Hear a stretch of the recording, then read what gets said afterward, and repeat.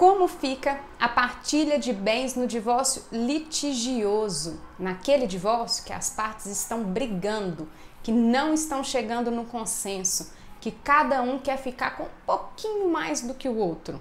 Meu nome é Daniele Campelo, eu sou advogada e professora e especialista em divórcio e vou contar para vocês depois da vinheta.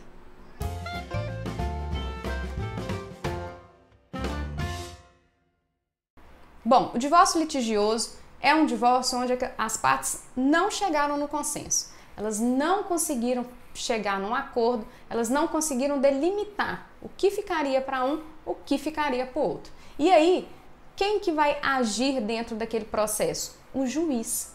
Um terceiro completamente estranho àquela relação, que não sabe o que é melhor para um ou o que é melhor para o outro, vai determinar ali o fim daquele casamento e a partilha de bens.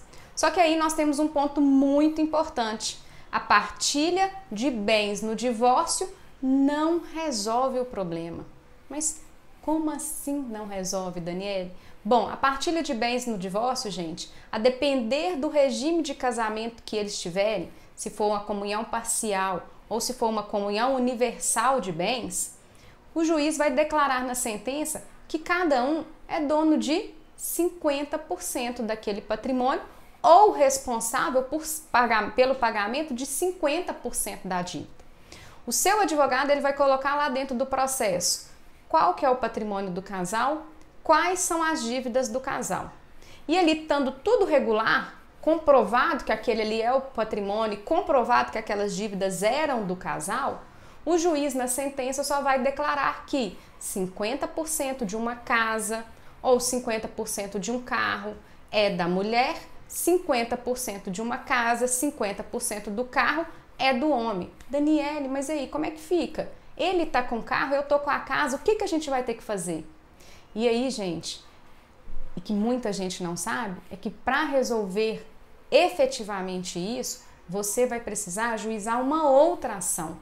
É uma ação chamada de ação de extinção de condomínio. Essa ação, chamada de ação de extinção de condomínio, ela serve para acabar com o condomínio que existe entre vocês dois. Pensem em um prédio. Dentro de um prédio, a gente tem um condomínio, né? A gente tem vários apartamentos e ali um uso comum de algumas áreas. Vocês dois são donos, são condôminos dessa casa e desse carro. E sendo condôminos, a gente precisa acabar com isso. E como que a gente acaba com isso? Vendendo.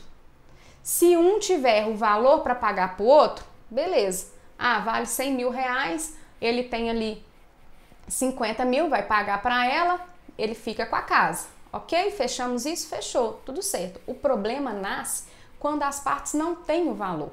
E aí a gente tem que colocar o patrimônio para ser vendido. Se você coloca no mercado e consegue vender, você consegue um preço justo pelo aquele patrimônio.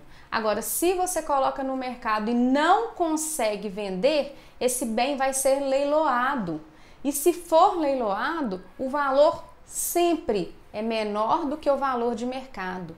E aí aqueles dois ex-cônjuges vão ter consideravelmente um prejuízo porque não conseguiram estabelecer um diálogo entre eles para poder chegar num acordo e vender aquele patrimônio, dividir aquele patrimônio de forma que um não ficasse no prejuízo e que o outro também não ficasse no prejuízo. Por isso, gente, que é muito importante que as partes tentem, e os advogados também, o máximo possível, fazer um acordo. Conseguir chegar num ponto, abrir mão de uma coisinha aqui, de uma coisinha ali, né? Às vezes um acordo, você não sai 50-50, ninguém sai igual no acordo, tem sempre alguém que sai num prejuízo. Então, conseguir chegar num ponto para não precisar de chegar num leilão, de uma intervenção máxima ali do sistema judiciário, é a melhor opção, tá? Se gostou desse vídeo, se ele foi útil para você, dá uma curtida aqui embaixo.